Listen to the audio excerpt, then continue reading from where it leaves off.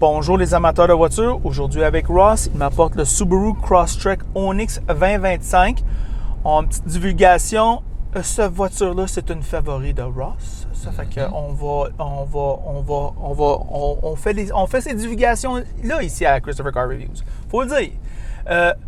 Une voiture qu'on connaît bien, on l'a fait souvent à la chaîne. C'est bon la revoir parce qu'on essaie la compétition puis on est peut-être capable de mieux la situer. Est-elle aussi bonne? Qu'est-ce que la compétition fait? Et puis, c'est quoi l'usage primaire de ce véhicule-là? D'abord, un aperçu. Le Subaru Crosstrek est un VUS sous-compact ou peut-être un hatchback. 5 modèles sont disponibles. Nous avons la version intermédiaire avec le moteur Boxer 2.5 litres avec CVT développant 182 chevaux et 178 livres de couple, soit 8.9 litres en ville et 7.2 litres sur l'autoroute. Il est équipé de jantes 18 pouces, d'aide à la conduite, d'un système audio à 6 haut-parleurs et un écran d'infodivertissement à 11.6 pouces, de CarPlay auto sans fil, des sièges en tissu haut de gamme, des sièges et volants chauffants, d'une climatisation bison et d'un toit ouvrant. Le modèle de base est proposé à environ 32 000 $, notre modèle d'essai environ 37 000 $ et la version Limited, tout équipée environ 40 000 $. Il se situe vers la tête du peloton, cependant les prix grimpent et la concurrence est féroce. Alors nous voilà de retour. Ross, qu'est-ce que tu en penses de ce véhicule-là? Bien évidemment, Subaru Crosstrek, qui est la vache à lait des concessionnaires Subaru au Québec. C'est le gros vendeur. Fabriqué au Japon.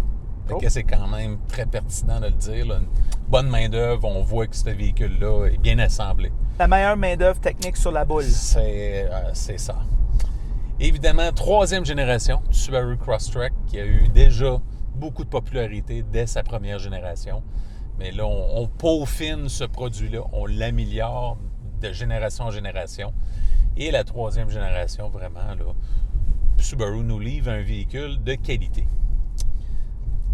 Pas de tough safety pick en 2025. On était quand même très, très sécuritaire, mais les normes ont changé en 2025. Fait que, selon les l'IHS, ce qui fait que c'est quand même surprenant, parce que la plupart des véhicules Subaru là, se méritent là, cette mention-là. La braquette de prix, 32 363 $ à 41 363 $. Le prix de notre modèle d'essai, 37 163 $.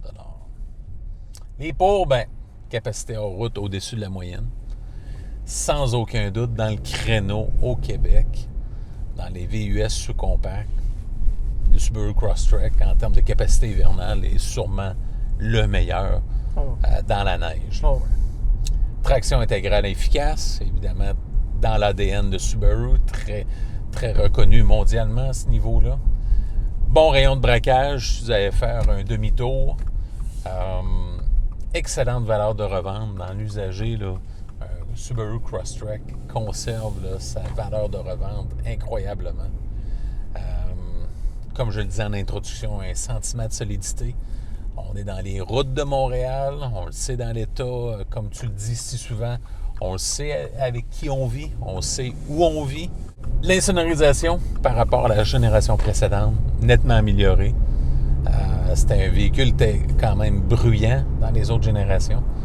Là, je dirais que c'est quand même acceptable dans la moyenne, sans problème.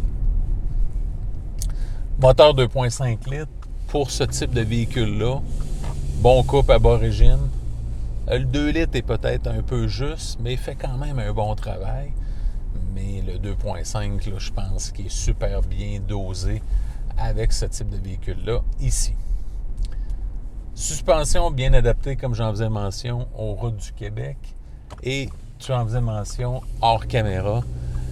Mon Dieu que c'est confortable, un Subaru, malgré les routes chaotiques et tout ça. C'est super confortable. Les sièges sont bien. Peut-être j'aurais aimé une assise un petit peu plus longue pour les jambes, mais en termes de confort pour le dos, le fessier et tout ça, c'est vraiment bien. C'est au-dessus de la moyenne. Exact. Puis suspension bien adaptée. Là, au-dessus de la moyenne. Au-dessus de la moyenne pour les routes chaotiques du Québec. Les comptes, comme j'en ai mentionné un petit peu tout à l'heure, moteur 2 litres un peu juste. Quand même, vous obtenez environ la même économie de carburant. Oui, mais c'est ça, là. Il n'y a pratiquement pas de différence entre les deux. Ce qui fait que le 2.5 force moins dans certaines occasions. Il des fois, il y a 0,1 litre de différence ou 0,2 litres au 100 km de différence. Ce qui fait que c'est pratiquement équivalent entre les deux. Pas de boîte manuelle, pas d'hybride et pas d'hybride branchable. Prix à la hausse, Habitech moins spacieux que la concurrence. Si je compare avec certains modèles, si on peut prendre par exemple le Honda HR-V dans la catégorie, il va être plus volumineux. Coffre plus restreint, mais quand même acceptable. On a un hatchback ici. C'est sûr que c'est pas le plus grand volume par rapport à la concurrence, mais quand même acceptable. Entretien plus coûteux que la moyenne. Ça, c'est le bémol un petit peu. Subaru, lorsqu'il est sous garantie et lorsque vous allez faire l'entretien chez les concessionnaires, il y a beaucoup d'entretiens préventifs, beaucoup d'entretiens plus coûteux que les concurrents, malgré que tous les concurrents ont augmenté depuis la COVID. Subaru, dans les garages indépendants, se situe pas mal dans la moyenne. La concurrence, on peut parler d'un Buick Envista, on peut parler du Chevrolet Trailblazer, Honda HR-V, Hyundai Kona, Jeep Renegade, Kia Niro, Kia Seltos, Mazda CX-30, Mitsubishi Eclipse Cross, Mitsubishi RVR, Nissan Kicks, Toyota Corolla Cross et pour finir, le Volkswagen Taos. Fait que beaucoup de joueurs là, dans cette liste-là. Beaucoup de véhicules compétents. Par contre, Subaru tire son épingle du jeu avec un aspect utilitaire, un aspect hors route que la plupart des concurrents n'offrent pas. Fait que quelles sont les premières impressions du Subaru Crosstrek Onyx 2025? J'ai toujours la difficulté à situer ce véhicule-là versus ses rivaux. C'est vrai que c'est plus près du Corolla Cross que du Corolla. Oui. Alors, à ce moment-là, on va la comparer avec ça. Et si on fait ça, le prix, il est... Je te dirais pas qu'il est raisonnable, je te dirais qu'il est correct. Ouais. Avant, c'était... Il y a 3-4 ans, c'était un aubaine. Ouais. Maintenant, c'est correct. Qu'est-ce que Subaru vous offre? Bon, pour ceux qui ont déjà vu nos vidéos sur ce véhicule-là, c'est du pâté-répète, mais néanmoins, on doit le faire au complet. C'est comme ça, à chaque essai routier. Ross, ce véhicule-là, il va pour 37 000 $. C'est environ ça? Oui. Bon. Pour 37 000 $, qu'est-ce qu'on a? On a un toit ouvrant, on a des aides à la conduite, on a la grosse infodivertissement, on a un espace, moi j'estime un petit peu au-dessus de la moyenne. Assis derrière moi-même, il n'y a pas de problème. On va aller sur l'autoroute, l'accélération elle est très bonne, la CVT est très raffinée. Il améliore tranquillement pas vite, Subaru. Et à 100 km/h, Ross, je te dirais que le bruit de vent est moyen. C'est ça, dans la moyenne, dans la norme.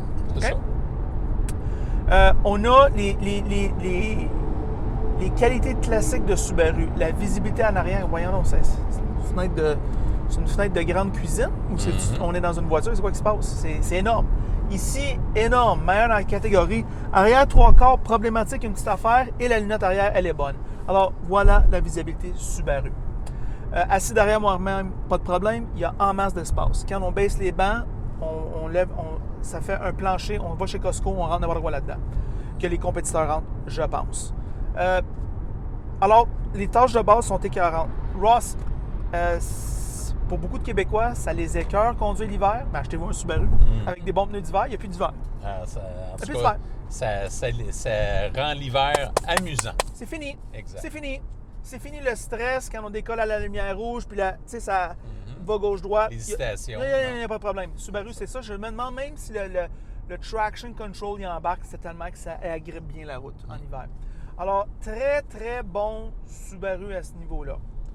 Au-delà de la moyenne. Bien au-delà de la moyenne. Un bon débattement quand même. Bonne garde au sol. Oui, c'est ça. Bonne garde au sol, très, très bon. On sent que c'est solide. Oui. Ross, capable d'accomplir la tâche de la routine excessivement bien à cause de les interfaces Subaru qui sont, moi je te dirais, presque aussi amicales que Honda. Je veux dire, c'est super bien. Ouais. Alors, un véhicule que vous allez apprécier après le 3e mois d'achat. T'sais, on va dans le concessionnaire, on fait l'essai routier, c'est bon, dans 3 mois, ça va être meilleur. Fait que ça, c'est très bon, ça. OK, c'est winner. Les bancs, comme tu dis, très confortables. Moi, je te dirais au-delà de la moyenne.